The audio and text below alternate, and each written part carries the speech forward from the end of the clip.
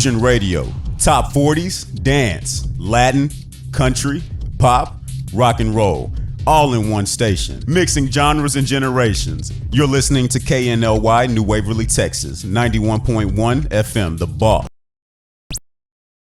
The program presented are submitted by members of our community and are a proud sponsor of KNLY 91.1 FM. The views expressed do not necessarily reflect those of KNLY 91.1 FM and its affiliates.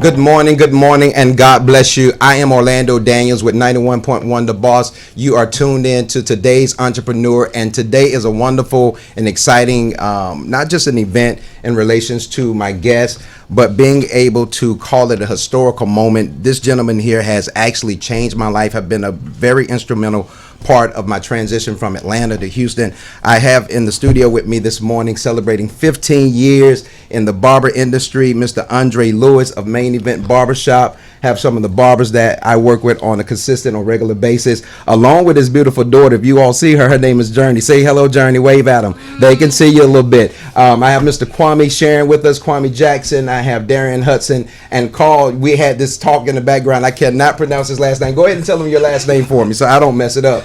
It's Ernazine. Carl Ernazine. We were talking about it. I just didn't want to say Mythazine or anything crazy. So I want to give Andre an opportunity actually to talk to us in regards to who he is, how long he's been in the industry. I'm going to share a little bit about our history, how we met and things of that nature. But go ahead and introduce yourself, Andre. Andre Lewis. I'm the owner of Main Event Barbershop. I've been in the business for 28 years. And today, July 1st, makes 15 years. Wow. At Main Event Barbershop since we've been open, 2004. I remember meeting Andre. I was in what is considered to call transition. It's like one of the most painful periods in my life, or it has been one of the most painful periods in my life. I was going through a divorce, transitioning to a new city and state. He had the hottest barbershop, and when I first met him, I called him over the phone. He didn't have any chairs available.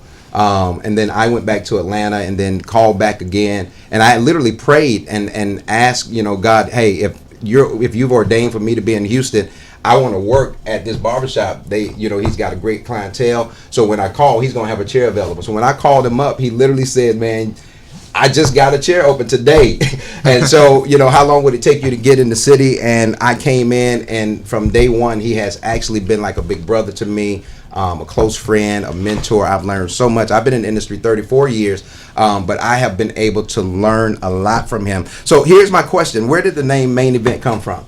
So when we went into business in 2004, we wanted a name that we could take anywhere in the city, state, and country, as opposed to just having a local name like Andre's Barbershop. I wanted something that'll be more national, so we went with Main Event. My wife actually came up with the name, and it turned out to be a good name. How important is the name or the branding of a particular business, especially in this industry, being able to utilize the name that's associated to your brand and not putting limitations or caps on it? How important is it when you selected your name? Because you mentioned not wanting to name it Andre Lewis or Andre's Barbershop. Right. So you want a name that'll reach the masses. Like I said, you don't want a name that'll just confine you to a neighborhood. So when you pick your name, not only should it appeal to the masses, but it should include everybody that might want to come be potential clients of the shop. Okay. You have some shops that are in the name, it'll say grooming salon for men, but you alienate a whole segment of the population, the female client, who will also frequent your business. I agree. So that's important that you have the right name to include everybody. What made you decide to become a barber? So I'm second generation barber. My dad was a barber growing up. I used to go to his shop, hang out with him all the time. Learned the business without really knowing I was learning the business. And when I got out of high school, that's what I wanted to do. Okay. So I went to school to get my barber license. At 18, I had my barber license, and the rest is history. It's the only job I ever had. Wow. Let's bring some of these guys in. Same question, Kwame. Introduce yourself, and I want to get you to share what made you decide to become a barber, and that question is going to go throughout. Okay, my name Kwame Jackson, known as Kwame the Barber. And what made me want to become a barber is because I just really wanted to be my own boss. I was tired of making other companies millions, and I'm still kind of penny pinching. So I became a barber. Okay. Darren? My name is Darian Hudson. I'm from Monroe, Louisiana. I became a barber back in 2011. I also started out doing women hair back in 1986 Okay. in Monroe. I picked up the trade after coming out of high school of doing women hair. I started out doing females, and I transitioned from the female into doing men hair as well. How hard was it for you to transition from doing women hair to now becoming a barber, and then some of the caps that they have within the industry that you can't do certain things when you go from being a hairstylist to now being a barber? Right. How hard was that transition? The hardest thing for me was it really wasn't hard because I had been cutting hair since I was in high school. Okay. So I started out cutting my own hair, and then from there it just took another step forward into the business. I made some mistakes along the way, but into this business, it's gonna have to transition from something to something. So once I started doing hair, I wasn't able to cut hair every day, so I just took the flow of doing women hair and combined all of it into one. So now I'm just basically doing men hair now. Okay. Carl, same question. What made you decide to become a barber? Well, when I was younger growing up, I was always doing things like, sports. I always thought about I was going to the NBA. A kid, I always want to go to the NBA. They have that football thing in their mind. They want to play football, basketball, sports, anything like that. But not knowing once you get older, you really have to make real money. So, I told myself if I wasn't going to go to the NBA or play sports or anything like that, I was going to be a barber. I was going to cut hair, talk to kids, try to get kids' minds correct to, do things positive in life. Because I know behind the chair you get to talk to kids and get to talk to a lot of people. Okay, so that becomes a platform by which we all know that we have influence. We have, it is said that some of the greatest deals are closed not only on the golf course but within the barbershop, and we all know the history within barbershops and how some of the civil rights movements and things of that nature had transpired in as a meeting place for barbers and politicians. Question actually for Andre, being an entrepreneur, being a business owner, being a father as well as a husband, how do you balance home life and work life? How do you balance it? Especially knowing Journey, she's got a lot of energy. She is it. But I know that's your life and that's your love. And I remember how we just believe God all together. Now she's here and she demands your attention. Yeah. How do you do it? So that's right. So, he gives you a cookie. Sometimes it's challenging balancing home life and work life. As you can see, I got her with me right now while I'm working, but I don't mind whenever I can bring her with me to see Daddy work. That's another thing that you've added to your plate. Right. How do you actually? He makes the smoothies with the peanut butter and the oatmeal and all that craziness in it. Because he done tried to get me on it, and anybody who knows me, that's just not. Y'all just pray for me because that's just not it for me. But how do you incorporate working out? Because we all know that those who are successful, and one of the things that I've been gleaning in relations to those who are successful, Warren Buffett, all these kinds of people that are actually doing things, they get up early in the morning. Mm-hmm. And when I met you, that was the first thing that we realized we had in common. We started cutting hair about 5 and 6 in the morning. Right. How do you still remain consistent, home and work life, exercise, eating healthy? Because for us as barbers, we just eat whatever comes in the barbershop, what's close by, what's convenient, and that's probably, now you're a lot more healthier than all of us. and then also being a lot more healthy, I think you're closer in age with me, and then us being poorly in how we eat. How do you do that? How was that transition for you? Well, it took time. A little at a time. I wasn't able to just stop eating bad one day and start eating good the next. I incorporated stuff into my diet and my routine a little at a time. And what you find is over time, you'll look back and realize that you've done a total 360. Yeah. And it doesn't seem like you put as much effort into it when you do it that way. So just doing it, being disciplined with it. As far as the diet goes, I pretty much eat the same thing every day. I pretty much go to the gym the same time every day. And that goes back to the 8, 8, and 8 that I was talking about. You got to have it in order, and you got to have it disciplined, and you got to stick to it, and it becomes routine, and it gets easy. Man, I'm just gonna say it. I lost my best friend when you changed your diet. Because when I first moved here, Andre was, like I said, he was very instrumental in helping me to get settled in Houston, making the transition. He was a part of my life when my mother passed. Just major moments in my life. We've been connected, whether I was in the city, out of the city. Doing other things, transitioning, opening up my own place, my own business, being supportive, being a friend.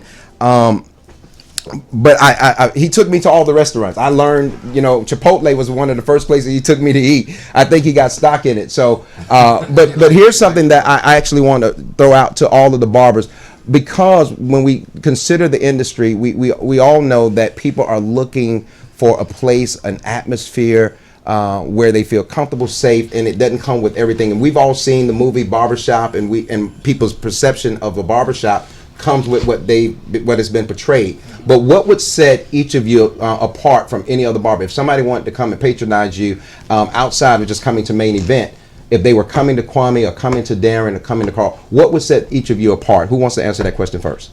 Ooh, that's hard. Yeah, that's a good one. Well, set me apart, I try to be as clean as I could be.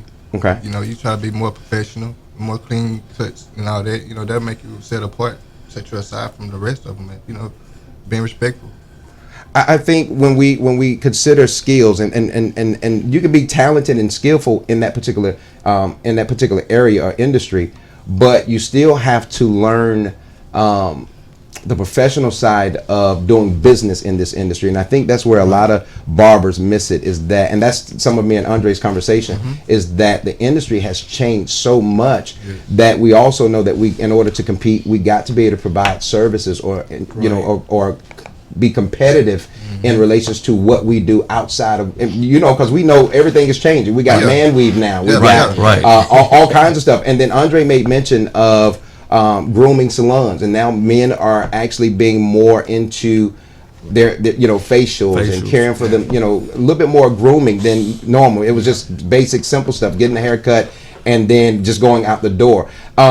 28 years in the game, 15 years as an owner. What have you seen change, Andre, in regards to going from working for someone to now employing others? What have you seen? The industry's changed all around. It's a lot more saturated than it was when we started 15 years ago. It's a lot more barbers, which makes each client that comes through the door more important. They're a commodity because there's not as many clients available as it is barbers to service them. So that's definitely been a change. The other thing that's changed is the services that we provide for men, like you just said.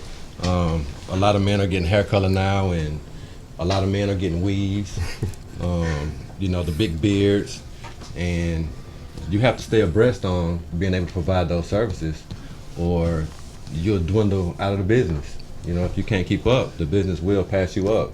So the type of services that we provide is what I've seen change in the business more than anything. Okay. Yeah. Here's something, because we have a few more minutes, and I want to give you the opportunity to share for those, especially for the guys who work with us. We know eventually they desire to own their own business. We're all independent contractors.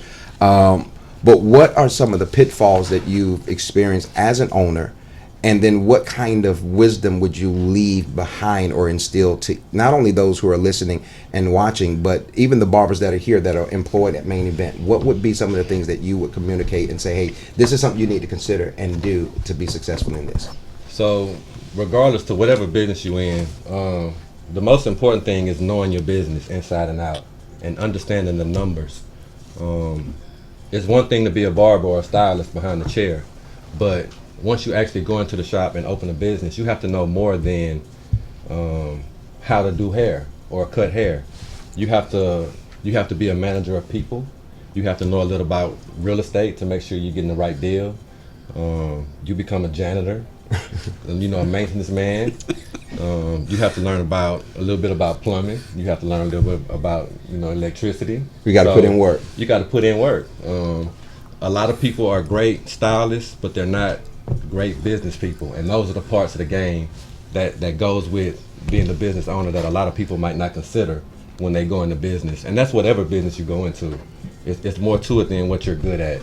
So when I talk to guys about having their own shop, I try to make sure they understand all the nuances and the stuff that's hiding behind the door that people who own shops usually don't talk about. Okay.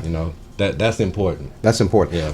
Let us get you to give some information so that people can not only follow along with us and stay connected, come out and see not only the renovations. We've done some wonderful things. You've done some wonderful things in the renovation process of more than one location.